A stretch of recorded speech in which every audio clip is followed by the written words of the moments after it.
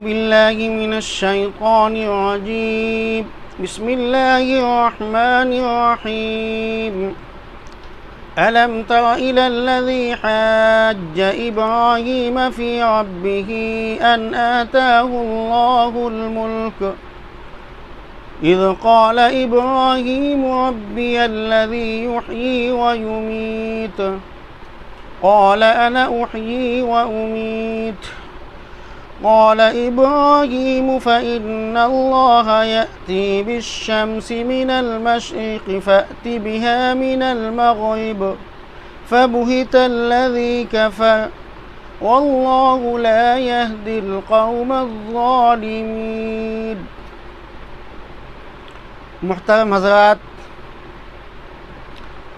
اس سے پہلے جیسا کہ آپ کو بتایا گیا تھا کہ اللہ کے محبوب پیغمبر اور ہمارے اور آپ کے جد امجد حضرت ابراہیم خلیل اللہ کا اللہ تعالیٰ نے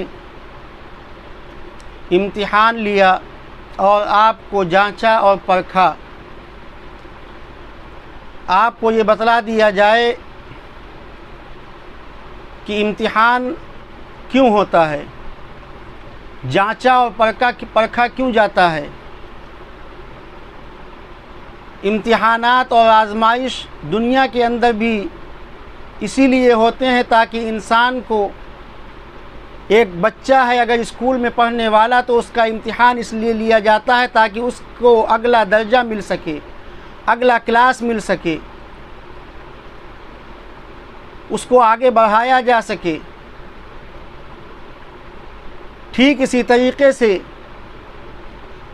اللہ تعالیٰ اپنے پیغمبر حضرت ابراہیم علیہ السلام کا امتحان لے رہا ہے، جبکہ ایک استاد کو اپنے شاگرد کے سلسلے میں، اس کی صلاحیتوں کے سلسلے میں اور اس کی قابلیت اور اس کی استعداد کے سلسلے میں معلوم ہوتا ہے کہ میرا یہ شاگرد، اس کے اندر کیا صلاحیتیں ہیں، اس کے اندر کیا قابلیت ہے، اس کے اندر کیا استعداد ہے۔ ایک باپ کو اپنے بیٹے کی اچھائی اور برائی معلوم ہوتی ہیں، لیکن پھر بھی ایک استاد اپنے شاگرد کا امتحان اس لیے لیتا ہے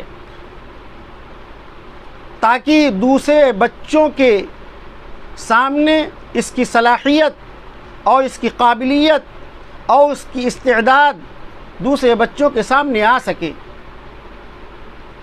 استاد کو تو پہلے سے معلوم ہے کہ اس کے اندر کیا قابلیت ہے، لیکن اس بچے کو نمایاں کرنے کے لیے، سب سے الگ کرنے کے لیے اور پڑھنے والے اور نہ پڑھنے والے بچوں کے درمیان فرق کرنے کے لیے استاد اپنے شاگردوں کا امتحان لیا کرتا ہے۔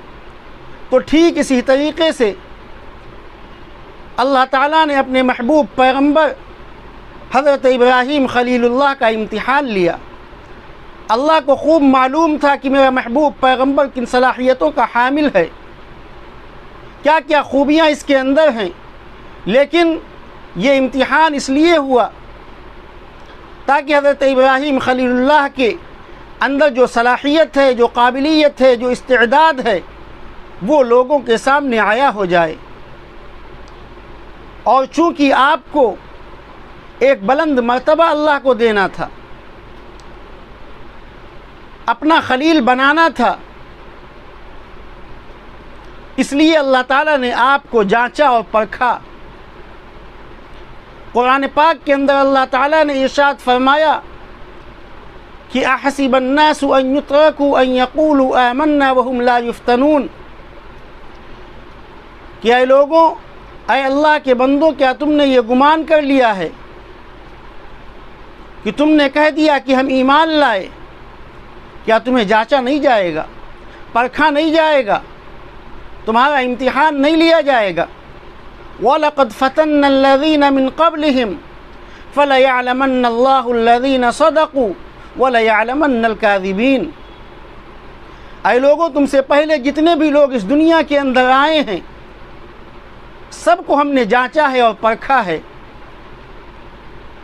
فَلَيَعْلَمَنَّ اللَّهُ الَّذِينَ صَدَقُوا، تاکہ اللہ تعالیٰ جان لے کہ کون سچا ہے اور کون جھوٹا ہے۔ کون ایمان والا ہے اور کون کفر والا ہے، کون مومن ہے اور کون منافق ہے، اللہ تعالیٰ اس چیز کو لوگوں کے سامنے عیاں کرنے کے لیے امتحان لیا کرتے ہیں۔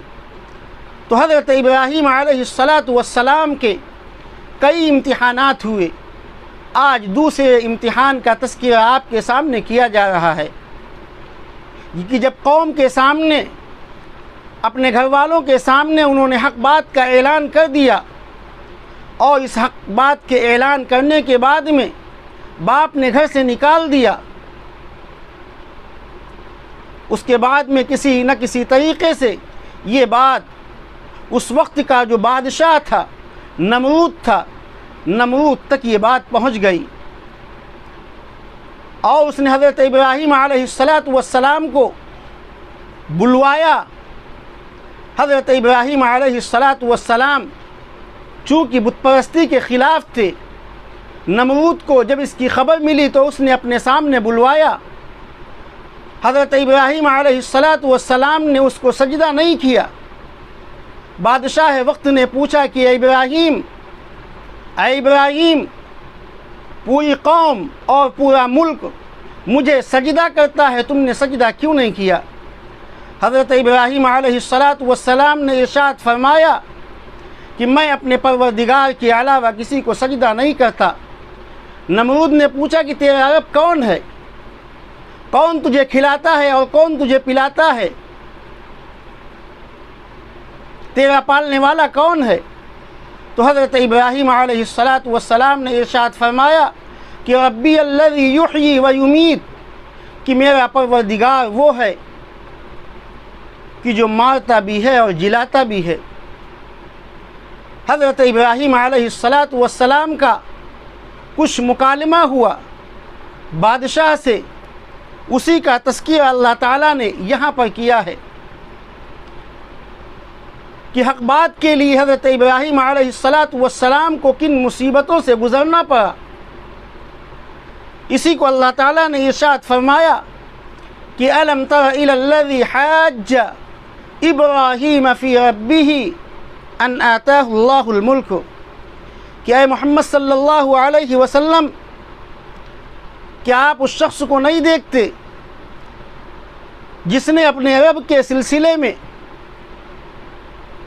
بحث و مباحثہ کیا کہ اللہ تعالیٰ نے اس کو ملک دیا تھا، اللہ کے سلسلے میں بحث و مباحثہ کر رہا ہے۔ اذ قال ابراہیم ربی الذی یحیی و یمیت، کہ حضرت ابراہیم علیہ السلام نے جب کہا کہ میرا پروردگار، مجھ کو پالنے والا، میرا رب وہ ہے جو مارتا بھی ہے اور جلاتا بھی ہے، جو عزت بھی دیتا ہے وہی ذلت بھی دیتا ہے، وہ ہے میرا پروردگار۔ تو نمرود جو اس وقت کا بادشاہ تھا، اس نے کہا کہ انا احیی و امیت، کہ اے ابراہیم میں بھی جلاتا ہوں اور مارتا ہوں۔ اور پھر اس نے دو قیدیوں کو بلایا، ایک کو مار دیا اور ایک کو چھوڑ دیا، کہا کہ اے ابراہیم دیکھ لو کہ میں بھی مارتا ہوں اور جلاتا ہوں۔ حضرت ابراہیم علیہ السلام نے جب اس کی بے وقوفی دیکھی، جب اس کا پاگل پن دیکھا، تو حضرت ابراہیم علیہ السلام نے دوسری دلیل پیش کی کہ ٹھیک ہے، اگر تم خدا ہو، اگر تم اللہ ہو، اگر تم پالنے والے ہو، اگر تم جلانے والے ہو، اگر تم زندگی اور موت کے مالک ہو، اگر تم عزت اور ذلت کے مالک ہو،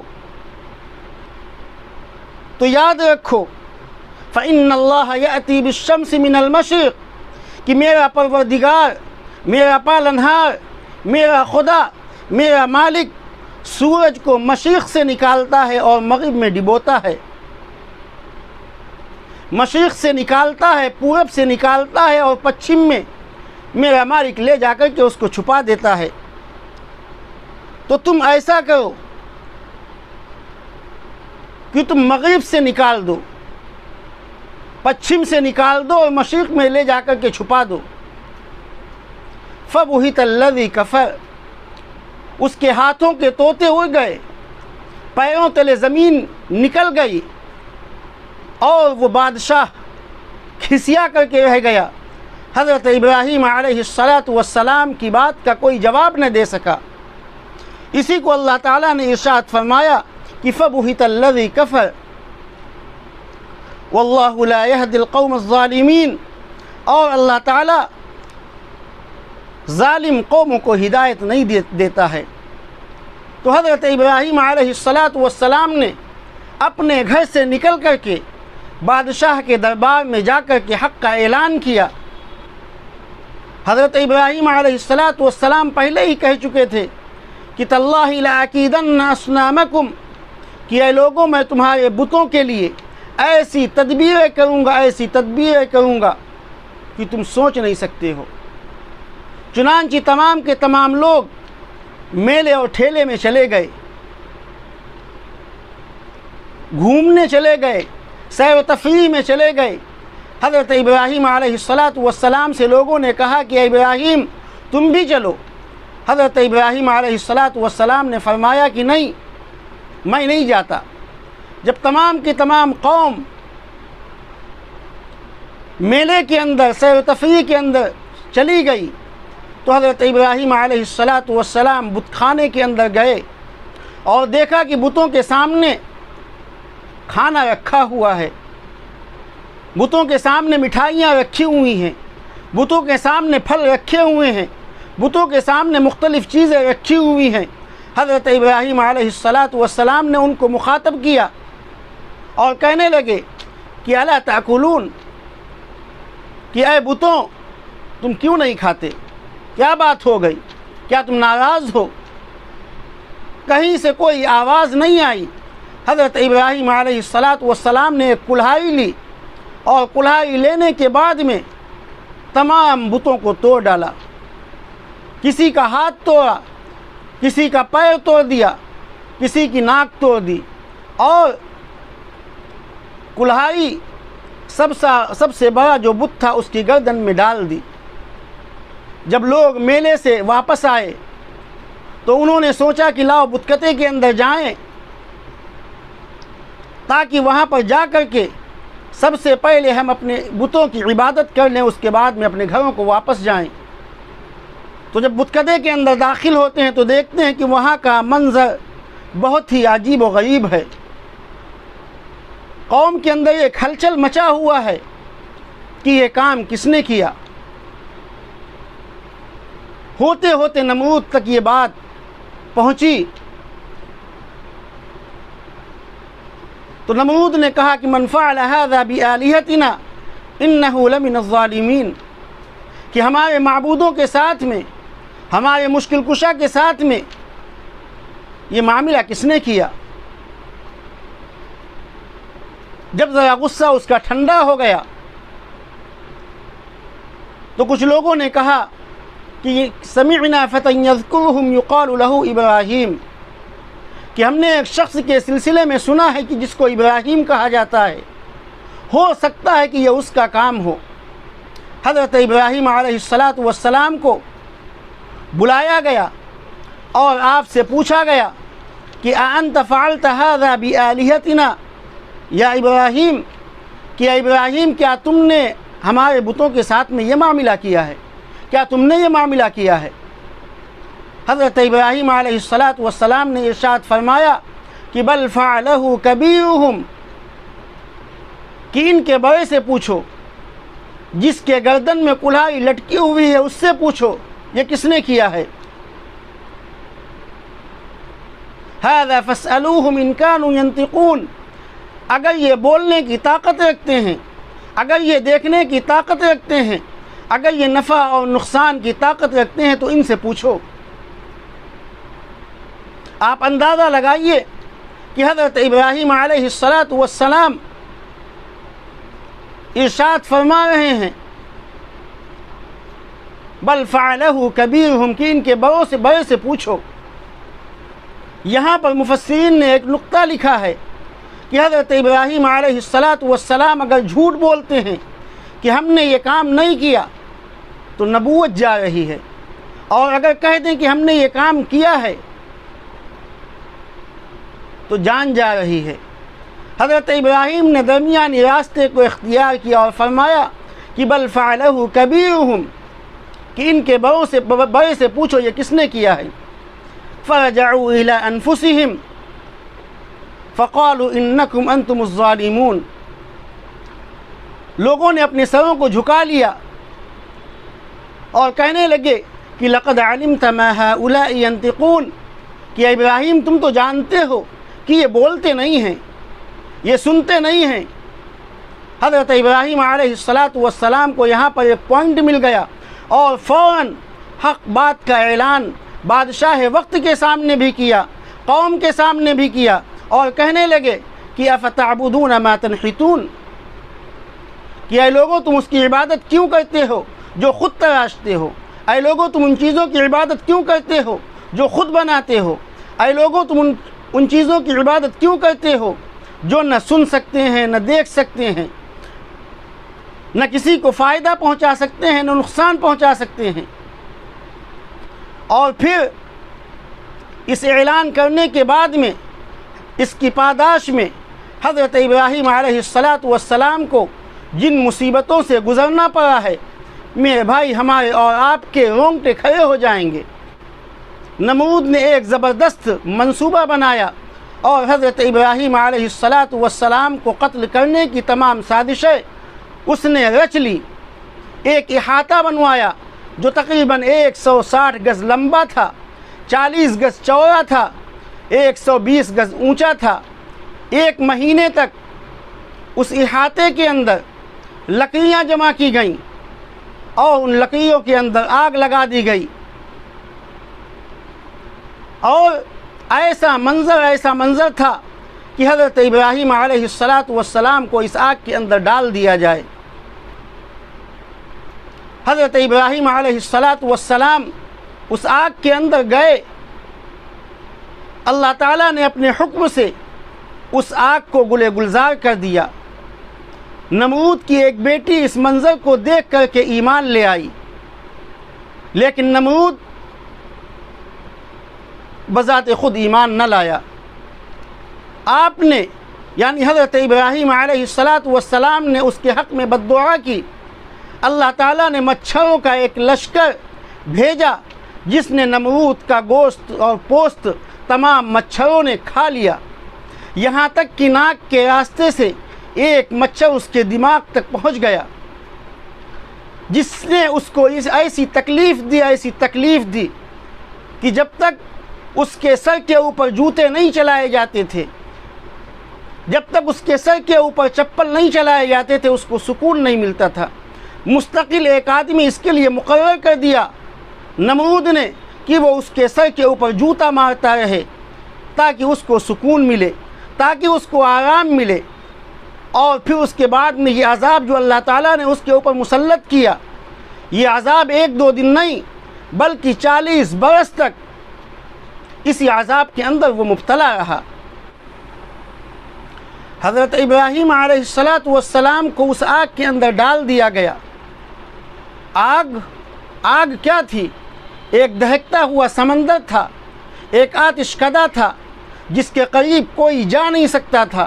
دشمن خوش تھے، آج ابراہیم کی توحید پرستی کا پتہ چل جائے گا۔ نمرود خوش تھا کہ آج میرا دشمن ہمیشہ کے لیے ختم ہو جائے گا۔ شیطان خوش تھا کہ آج توحید کا غلغلہ بلند کرنے والا پیغمبر نیست نابود ہو جائے گا۔ دنیا کفر اور شرک میں آج عید جیسا سما تھا، ان کے یہاں جشن کے گیت گائے جا رہے تھے، مسرت اور خوشیوں سے اپنے گھروں کو دوبالا کیے ہوئے تھے۔ آج ان کے یہاں خوشی اور مسرت کے گیت گائے جا رہے تھے، لیکن ادھر فرشتوں میں ایک اضطراب تھا کہ الہی آج کیا ہوگا، ابراہیم پر کیا بیتے گی۔ اللہ کا جلیل القدر پیغمبر آج نمرود کی آگ میں ڈالا جائے گا، یہ کیسا بھیانک منظر ہوگا۔ جبرائیل عرض کرتے ہیں کہ اے بار الہ، مجھے جانے کی اجازت دیجیے، میں ابراہیم کی خدمت کرنا چاہتا ہوں۔ جبرائیل علیہ السلام حضرت ابراہیم کے پاس آتے ہیں اور کہتے ہیں کہ اے ابراہیم، اے ابراہیم اگر اجازت ہو تو پر مار کر کے تمام آگ کو بجھا دوں، تمام آگ کو ٹھنڈا کر دوں۔ اسرافیل حاضر ہوتے ہیں اور کہتے ہیں کہ اے ابراہیم اگر اجازت ہو تو سور اسرافیل سے اس آگ کو درہم برہم کر دوں۔ میکائیل حاضر ہوتے ہیں اور کہتے ہیں کہ اے ابراہیم اگر حکم ہو تو بارش برسا کر کے اس آگ کو ختم کر دیا جائے، اس آگ کو ٹھنڈی کر دیا جائے۔ اسرائیل حاضر ہوتے ہیں اور عرض کرتے ہیں کہ اے ابراہیم اگر حکم ہو تو ان مشرکوں کے گلوں کو دبا کر کے ان کا پروگرام تہس نہس کر دیا جائے۔ حضرت ابراہیم علیہ السلام فرماتے ہیں کہ اے اللہ کے فرشتوں خود آئے ہو یا کسی کے بھیجے ہوئے ہو۔ سب نے جواب دیا کہ خود بھی آئے ہیں اور کسی سے اجازت لے کر کے آئے ہیں۔ حضرت ابراہیم علیہ السلام نے ارشاد فرمایا کہ جس سے اجازت لے کر کے آئے ہو کیا وہ مجھے نہیں دیکھ رہا ہے؟ سب نے جواب دیا کہ وہ رب العالمین آپ کو دیکھ رہا ہے۔ حضرت ابراہیم علیہ السلام نے ارشاد فرمایا کہ اے جبرائیل مجھے تیری مدد کی ضرورت نہیں ہے، اے اسرافیل مجھے تیری مدد کی ضرورت نہیں ہے، اے میکائیل مجھے تیری مدد کی ضرورت نہیں ہے۔ آج خلیل جانے یا اس کا رب جلیل جانے اللہ کی رحمت جوش میں آتی ہے اور اللہ تعالیٰ حکم دیتے ہیں آگ کو کہ یا نار کونی برداً وسلاما علی ابراہیم، کہ اے آگ حضرت ابراہیم علیہ السلام پر ٹھنڈی ہو جا۔ چنانچہ وہ آگ حضرت ابراہیم علیہ السلام پر ٹھنڈی ہو جاتی ہے اور آپ اس آگ سے نکلتے ہیں اور پھر اس کے بعد میں آپ اپنے کام میں مصروف ہو جاتے ہیں۔ تو یہ تھا حضرت ابراہیم علیہ السلام کا دوسرا امتحان اور دوسری آزمائش۔ اس کے بعد میں انشاءاللہ تیسری آزمائش کا تذکرہ آپ کے سامنے کیا جائے گا۔ اللہ ہم سب کو عمل کی توفیق نصیب فرمائے۔ وآخر دعوانا الحمدللہ رب العالمین۔